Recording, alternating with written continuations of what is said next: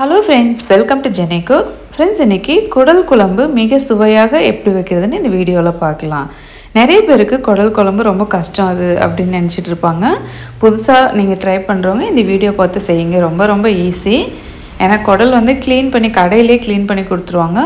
ஒருவேளை நீங்க க்ளீன் பண்ணி வாங்காம இருந்தீங்கன்னா நிறைய YouTubeல வீடியோஸ் போட்டுருப்பாங்க குடல் க்ளீன் பண்றது எப்படின்னு. அதை பார்த்துட்டு கண்டிப்பா அதே மாதிரி நல்லா சுத்தமா க்ளீன் பண்ணிக்கணும்.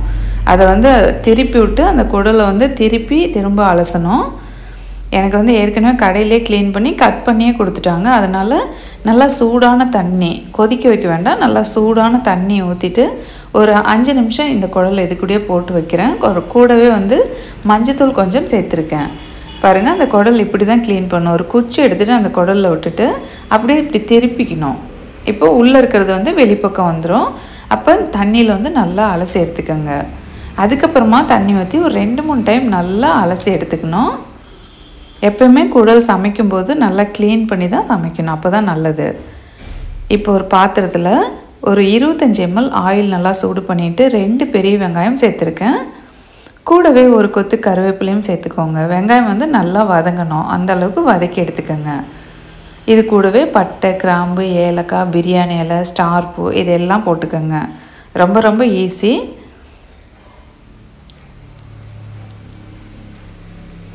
இப்போ நல்லா வெங்காயம் வதக்கணுன்னே இதில் போடுற பொருளும் பார்த்திங்கன்னா ரொம்ப கம்மியான அளவு தான்.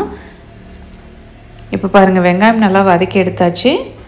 கூடவே 2 நல்லா பழுத்த தக்காளி இது கூட சேர்த்துக்கோங்க. சேர்த்துட்டு இது ஒரு மூடி போட்டு நல்லா கொஞ்சம் நேரம் ஒரு 2 நிமிஷம் வச்சிங்கன்னா தக்காளி நல்லா சாஃப்டாக வதங்கி வந்துடும். இப்போ அந்த தோல்லாம் பாருங்கள் எவ்வளோ சாஃப்டாக, அந்த சதையெல்லாம் நல்லா வதங்கி வந்துருச்சு. அவ்வளோதாங்க. இப்போ இஞ்சி பூண்டு பேஸ்ட்டு, இந்த இஞ்சி பூண்டு பேஸ்ட்டில் நான் கொஞ்சம் தண்ணி அதிகமாக விட்டு அரைச்சிருக்கேன். அதனால் ஒரு 2 டேபிள் ஸ்பூன் சேர்த்துக்கிறேன். நீங்கள் திக்காக அரைச்சி வச்சிங்கன்னா 1 டேபிள் ஸ்பூன் அளவுக்கு மட்டும் சேர்த்துக்கோங்க. இந்த குடலோட அளவு பார்த்திங்கன்னா ஒரு 1/2 kg. இப்போ இதையும் பச்சை வாசனை போகிற அளவுக்கு நல்லா வதக்கி எடுத்துக்கோங்க இஞ்சி பூண்டு பேஸ்ட்டு. கூடவே மிளகாத்தூள் 1 டேபிள் ஸ்பூன், கொத்தமல்லி தூள் 2 டேபிள் ஸ்பூன் அளவுக்கு சேர்த்துக்கோங்க. ஒரு 2 நிமிஷத்துக்கு பச்சை வாசனை போகிற அளவுக்கு நல்லா வதக்கி எடுத்துக்கலாம். நீங்கள் குக்கர் இருந்ததுன்னா டைரெக்டாக நீங்கள் குக்கர்லேயே செஞ்சுக்கோங்க. நான் இந்த மாதிரி பாத்திரத்தில் வதக்கிட்டு திரும்ப குக்கரில் போட்டு நான் வேக வைப்பேன். இது கொஞ்சம் அகலமாக இருக்குதுன்ற பாத்திரத்துன்றதுனால இதில் நான் வதக்குறேன். கொஞ்சமாக மஞ்சத்தூள், அப்புறம் கொஞ்சம் கொத்தமல்லி இலை தூவிக்கோங்க.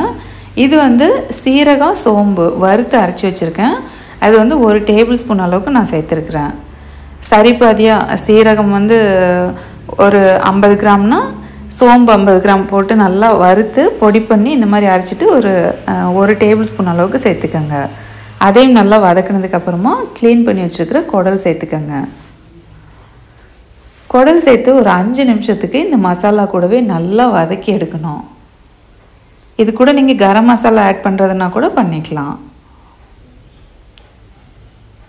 கண்டிப்பாக இந்த சீரகமும் சோம்பு பொடி கண்டிப்பாக சேருங்க, நல்லா வாசனையாக இருக்கும். அது எல்லா குழம்புக்குமே நம்ம இந்த மாதிரி நான்வெஜ் குழம்புக்கெலாம் சேர்க்கலாம். நீங்கள் வறுத்த பொடி பண்ணி வச்சுக்கிட்டிங்கன்னா. இது கூடவே 1/2 டேபிள் ஸ்பூன் அளவுக்கு பெப்பர் தூள், மிளகுத்தூள் சேர்த்துருக்கேன். இதையும் சேர்த்து வதக்கிக்கோங்க. இப்போ குடல் சேர்த்து 5 நிமிஷம் ஆச்சு. இப்போ அப்படியே வந்து நம்ம இப்போ குக்கரில் மாற்றிக்கிறேன். குக்கரில் போட்டுட்டு கொஞ்சம் தண்ணி விட்டு ஒரு 5-6 விசில் விட்டு எடுக்கணும். அப்போ தான் குடல் வந்து நல்லா சாஃப்டாக வெந்து வரும். ஒரு 200 ml மட்டும் தண்ணி இது கூட சேர்த்துக்கோங்க. அவ்வளோதாங்க. இப்போ குக்கரில் மாற்றியாச்சு. இப்போ குக்கர் மூடி போட்டு தேவையான அளவு உப்பு எல்லாமே போட்டுக்கோங்க. இப்போ ஒரு 5-6 விசில் மீடியம், அதில் லோ இந்த மாதிரி மாற்றி வச்சு 5 விசில் விட்டு எடுத்துக்கோங்க. விசில்லாம் வந்ததுக்கப்புறமா அந்த ஸ்டீம் அடங்கினோடனே ஓப்பன் பண்ணி அடுப்பில் வச்சு நல்லா உங்களுக்கு திக்காக எண்ணெய் பிரிஞ்சு வர மாதிரி இருந்தால் கொஞ்சம் நேரம் கொதிக்க விட்டு இறக்கிக்கோங்க. இல்லை அப்படியே குழம்பு மாதிரி சாப்பிட்றதுனால நீங்கள் இது மாதிரியே சாப்பிட்டுக்கலாம். கூடவே நீங்கள் தேங்காய் கூட அரைச்சி ஊற்றிக்கலாம். நான் இப்போ ஸ்டவ் ஆஃப் பண்ணிட்டு கொஞ்சம் கொத்தமல்லி இலை தூவிக்கிட்டேன். சூப்பரான குடல் குழம்பு தயாராகிடுச்சிங்க. நான் பாதி வந்து குழம்பா வச்சுட்டேன், இன்னும் கொஞ்சமாக எடுத்து வச்சுட்டு மீதி வந்து கொஞ்சம் நல்லா சுண்ட வச்சுருக்கேன். ரெண்டுமே சூப்பராக இருந்தது. ட்ரை பண்ணிவிட்டு எப்படி இருக்குன்னு மறக்காமல் உங்கள் கமெண்ட் வந்து எனக்கு கொடுங்க. இந்த குடல் குழம்பு பிடிச்சிருந்தால் லைக் ஷேர் பண்ணுங்கள். தேங்க்யூ.